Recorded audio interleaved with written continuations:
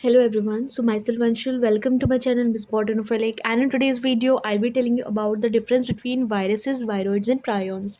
तो आज की वीडियो में हम लोग वायरसेस, वायरॉइड्स और प्रायोन्स के बीच में क्या डिफरेंस होता है इसके बारे में कवर करेंगे। वायरॉइड्स और प्रायोन्स पे ऑलरेडी मैंने एक वीडियो अपलोड कर ली है, तो आप लोग वो वीडियो जाके चेक कर सकते हैं इन द प्लेलिस्ट वायरसेस। आज हम लोग इन तीनों के बीच में डिफरेंस पढ़ेंगे बिकॉज ये तीनों बहुत कंफ्यूजिंग टॉपिक्स हैं और बहुत रिजेंबल करते हैं एक दूसरे को, बस कुछ पॉइंट्स का डिफरेंस होता है इनके बीच में। सबसे पहला जो हम लोग देखते हैं इनके बीच में डिफरेंस वो आता है डिस्कवरी के अकॉर्डिंग। तो वायरसेस के लिए मैंने जब आप लोग को हिस्ट्री के बारे में इसकी बताया था या इसमें जो डिस्कवरीज या इवेंट्स हुए थे, तो वहाँ मैंने आपको एक चीज़ बताया था कि वायरसेस की जो डिस्कवरी होती है उसमें कभी भी एक साइंटिस्ट को क्रेडिट नहीं दिया जाता है। तो यहाँ पे डिस्कवरी के अंदर आता है many scientist are involve, where as जो वायरॉइड्स होते हैं इनकी डिस्कवरी की थी टीओ डेनर ने, वो भी 1971 पे। और प्रायोन्स की डिस्कवरी की थी स्टेनले प्रुइजनर ने, वो भी 1982 पे। नेक्स्ट कैटेगरी आती है जीनोम की। तो जीनोम जनरली डीएनए और आरएनए देखने को मिलता है। वायरॉइड्स में सिर्फ आरएनए होता है, राइबोन्यूक्लिक एसिड, डीएनए मतलब डीऑक्सीराइबोन्यूक्लिक एसिड। और प्रायोन्स में जो होता है जीनोम जनरली एब्सेंट रहता है। सबसे इंपॉर्टेंट चीज़ इधर जो मैंने प्लस साइन लगाया है उसका मतलब है प्रेजेंट और माइनस मतलब है एब्सेंट। तो आई होप कि आप लोग यहाँ पे कंफ्यूज नहीं होंगे, प्लस मतलब प्रेजेंट है और माइनस मतलब एब्सेंट है, ठीक है। तो हमने जीनोम पढ़ा जो उसका जेनेटिक मटेरियल है, तो वायरसेस के अंदर जो जेनेटिक मटेरियल होता है वो डीएनए भी हो सकता है, वो आरएनए भी हो सकता है। वायरॉइड्स के अंदर मोस्टली आरएनए देखने को मिलता है।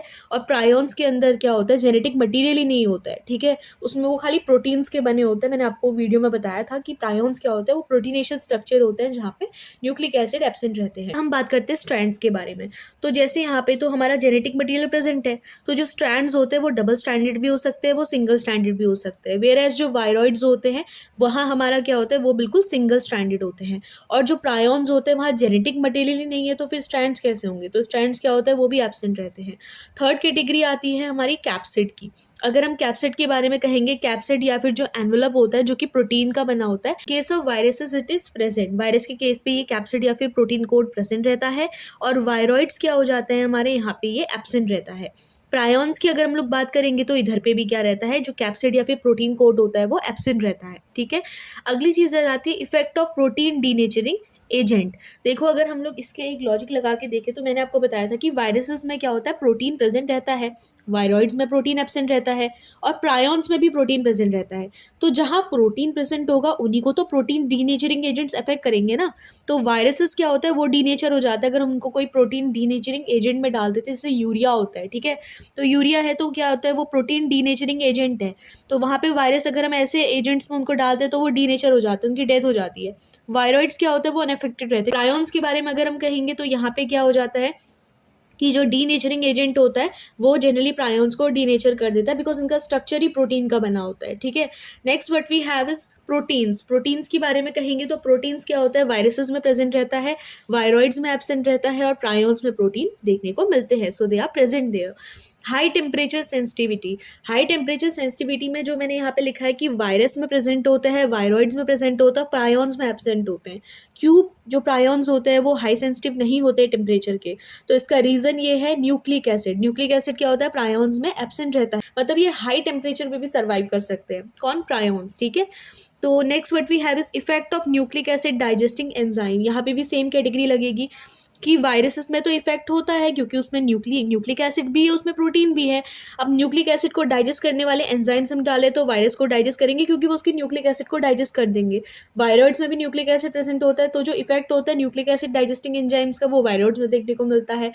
प्रायोन्स की अगर हम लोग बात करते हैं तो इधर न्यूक्लिक एसिड एब्सेंट होता है, तो इसका मतलब कोई इफेक्ट ही नहीं होगा न्यूक्लिक एसिड डाइजेस्टिंग एंजाइम का, तो इधर हमारा एब्सेंट रहता है। Next we have study and identification. तो मोस्टली वायरसेस की जो स्टडी या आइडेंटिफिकेशन होती है वो इलेक्ट्रॉन माइक्रोस्कोप के बेसिस पे की जाती है। वायरॉइड्स की जाती है by nucleotide sequence of nucleic acid. Nucleic acid की जो न्यूक्लियोटाइड सीक्वेंसेस का पता चल जाए तो इससे हम लोग वायरॉइड्स की स्टडी कर सकते हैं, उनको आइडेंटिफाई कर सकते हैं।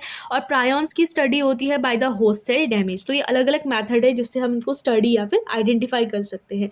After this we have the host, और सबसे इंपॉर्टेंट एट द एंड यही फैक्ट बनता है जो कि इन तीनों को डिफ्रेंशिएट करता है, दैट जो वायरसेस होते हैं वो ऑलराउंडर होते हैं, उनको सब जगह रहना पसंद है, हर जगह घूमना फिरना पसंद है। तो वायरसेस क्या होते हैं, वो प्लांट, एनिमल, बैक्टीरिया हर जगह रह लेते हैं। वायरॉइड्स क्या होते हैं, बहुत चूजी होते हैं, वेजिटेरियन होते हैं वायरॉइड्स, ठीक है। तो viroids, V for viroid, V for vegetarian word आ रहा है ना, तो वायरॉइड्स क्या होता है, वो प्लांट्स पे रहना पसंद करते हैं।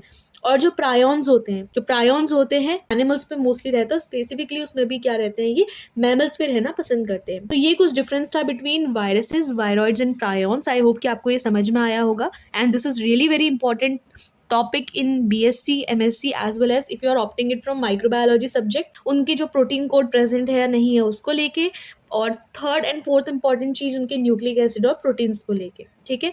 और एक और इंपॉर्टेंट फैक्ट उनके डिस्कवरर को लेके, बिकॉज वायरॉइड्स और प्रायॉन्स की इंडिविजुअल डिस्कवरी हुई है, लेकिन वायरसेस में बहुत से साइंटिस्ट का कॉन्ट्रीब्यूशन रहा है।